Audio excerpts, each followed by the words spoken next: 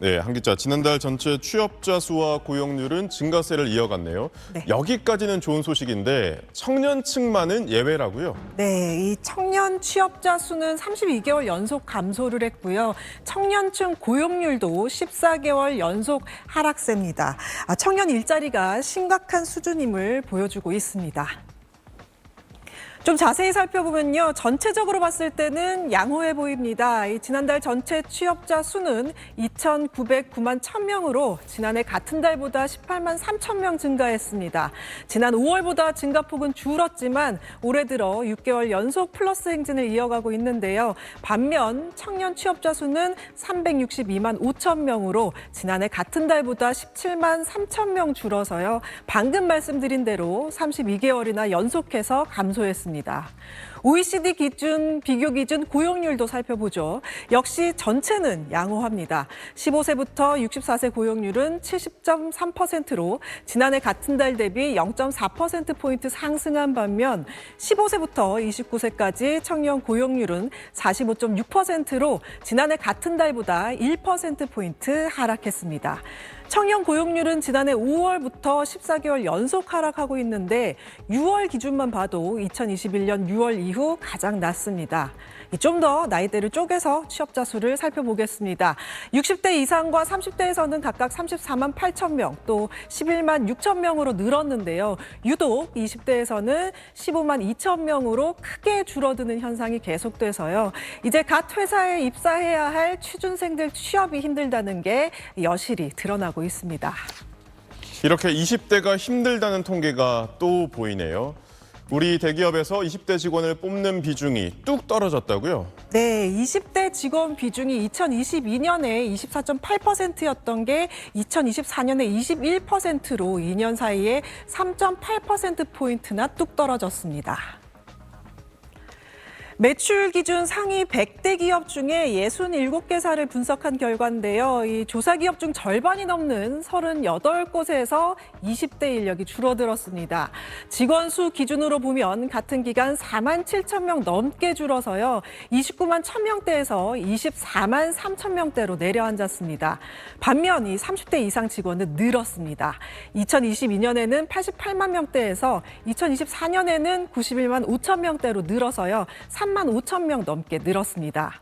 이게 무슨 의미냐? 이 대기업의 인력 구조가 젊은 인재보다 중장년 위주로 재편되고 있다. 다시 말해 젊은 인재 잘 안 뽑는다. 즉 경제적 불확실성이 커진 상황에서 기업들이 신입 공채를 폐지하거나 축소하고 수시 채용이나 경력직 선호로 전환하면서 청년 고용이 줄고 있다는 것으로 해석이 됩니다. 기업별로 봤을 때 20대 비중이 가장 많이 떨어진 곳은 삼성 디스플레이로 43.8%에서 28.4%로 15.4%포인트나 급감했습니다. 이런 상황에서 우리 사회에서는 정년 연장에 대한 논의도 이뤄지고 있잖아요. 근데 이렇게 되면 결국 또 청년들 일자리가 줄진 않을까 걱정인데요. 네, 이 국내 고령자 고용정책 전문가가 10명 중 6명이 법정 정년이 60에서 65세로 상향할 때 최대 부작용이 청년 일자리 감소로 진단하는 것으로 나타났습니다. 한국경영자총협회가 경영, 경제, 법학 교수 210명을 대상으로 조사한 결과 62.4%가 이 정년 연장의 가장 큰 부정적 효과로 청년층 신규 채용 감소를 꼽았습니다. 그다음으로 낮은 생산성 대비 높은 비용에 따른 비효율, 세대 갈등 등 직장 문화 저해, 노동시장 이중구조 심화를 꼽았는데요. 법정 정년이 늘어나는 문제가 이 청년 일자리 감소에 영향을 미친다는 우려가 큰 만큼 청년 일자리 문제를 해결하는 데 있어서 청년과 고령자 세대가 함께 할 수 있는 고용 정책 등 다양한 시각이 담긴 정책이 필요해 보입니다. 지난달 전체 취업자는 2,909만여 명으로 1년 전보다 18만 3천 명 늘었습니다. 최근 4개월간 20명 안팎의 증가세가 이어지고 있는 겁니다.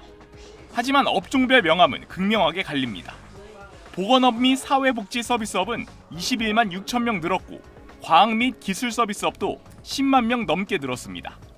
반면 장기화하고 있는 건설 경기 침체 영향으로 건설업 취업자는 9만 7천 명 줄면서 14개월 연속 감소했습니다. 1차 금속, 전자부품 등 제조업에 종사하는 취업자도 8만 3천 명 감소하면서 1년째 감소 추세를 이어가고 있습니다. 반도체가 수출을 주도하고 있지만 국내 고용 유발 효과가 크지 않은 것도 제조업 취업자 감소 이유 중 하나로 꼽힙니다. 내수 상황에 영향을 받는 숙박 음식업 취업자는 3만 8천 명 감소했고 농림어업도 4월 한파와 6월 폭우 등 이상기후 여파로 취업자 수가 14만 1,000명 줄었습니다. 연령별로는 청년층의 고용 감소 추세가 뚜렷합니다. 60대 이상 취업자가 34만 8천 명 증가한 데 비해 20대는 15만 2천 명 감소했습니다. 15세부터 29세까지 청년층 고용률은 45.6%를 기록해 14개월 연속 하락 추세입니다. 경기가 어렵기도 하고 다른 회사에서도 채용 규모를 줄이고 있으니까 점점 더 취업 시장이 좁아져서 정부는 1, 2차 추경 예산 집행을 통해 내수 활성화를 꾀하고 첨단 산업 육성을 통해 중장기적 일자리 창출 여력을 강화한다는 방침입니다. SBS 박지연입니다. 네, 취업난이 심각해지면서 이제는 아르바이트 자리 구하기도 하늘의 별 따기라고 하는데요.